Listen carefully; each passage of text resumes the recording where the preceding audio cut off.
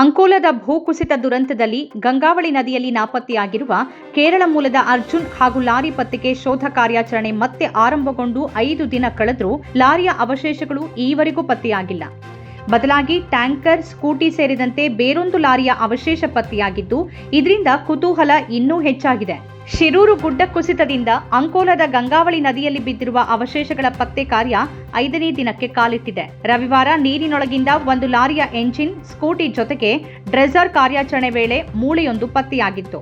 ಇದು ನಾಪತ್ತೆಯಾದ ಮೂವರಲ್ಲಿ ಯಾರದ್ದಾದ್ರೂ ಒಬ್ಬರದ್ದು ಅಂತ ಅಂದಾಜಿಸಲಾಗಿತ್ತು.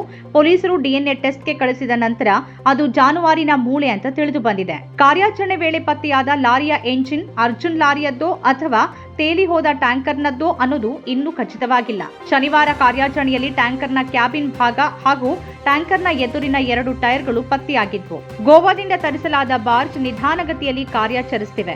ದಿನಕ್ಕೆ 1-2 ಬಾರ್ಜ್ ಮಾತ್ರ ಹೂಳು ತೆಗೆದು ಹಾಕೋಕೆ ಸಾಧ್ಯವಾಗ್ತಿದೆ ಅಂತ ಹೇಳಲಾಗಿದೆ. ಮುಳುಗು ತಜ್ಞ ಈಶ್ವರ್ ಮಲ್ಪೆ ಮತ್ತು ಅವರ ತಂಡ ಅರ್ಜುನ್ ಲಾರಿಯೊಳಗಿತ್ತು ಎನ್ನಲಾದ ಮರದ ತುಂಡುಗಳನ್ನ ನೀರಿನೊಳಗಿಂದ ದಡಕ್ಕೆ ತಂದಿದ್ರು. ಅಲ್ಲದೆ ಘಟನೆ ನಡೆದ ಸ್ಥಳದಿಂದ ಸುಮಾರು 100 ಮೀಟರ್ ದೂರದಲ್ಲಿ ಸ್ಕೂಟಿ ಒಂದನ್ನು ಪತ್ತೆ ಮಾಡಿದ್ದು ನದಿಯಿಂದ ಮೇಲಕ್ಕೆ ಎತ್ತಲಾಗಿದೆ. ಸೋಮವಾರ ಅಂಕೋಲಾ ಶಿರೂರಿನಲ್ಲಿ ಮುಂದುವರೆದ ಡ್ರೆಜರ್ ಕಾರ್ಯಾಚರಣೆ ವೇಳೆ ಗಂಗಾವಳಿ ನದಿಯಲ್ಲಿ ಲಾರಿಯ ಹಿಂಬದಿಯ ಟೈರ್ ಪತ್ತೆಯಾಗಿದೆ. ಹಿಂಬದಿ ಎಕ್ಸೆಲ್ ಸಹಿತ 4 ಚಕ್ರಗಳು ಪತ್ತೆಯಾಗಿದೆ.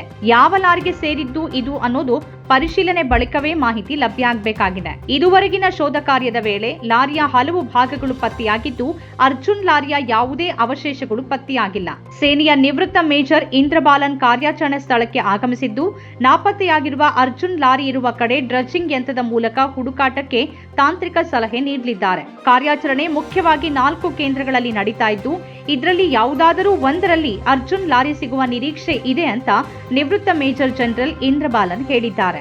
ನಮ್ಮ ಕಾರ್ಯಕ್ರಮಗಳನ್ನ ನೀವು ನೋಡ್ತಾ ಇದ್ರೆ ನಮ್ಮ ಚಾನೆಲ್ ಅನ್ನ ಸಬ್ಸ್ಕ್ರೈಬ್ ಮಾಡಿ, ಪಕ್ಕದ ಬೆಲ್ ಐಕಾನ್ ಒತ್ತಿ ನಮ್ಮನ್ನ ಬೆಂಬಲಿಸಿ. ಹಾಗೆ ನಮ್ಮ ಕಾರ್ಯಕ್ರಮಗಳನ್ನ ಲೈಕ್ ಮಾಡಿ, ಕಮೆಂಟ್ ಮಾಡಿ, ಅದನ್ನ ಬೇರೆಯವರಿಗೂ ವಾಟ್ಸ್ಆಪ್ ಮೂಲಕ ಶೇರ್ ಮಾಡಿ.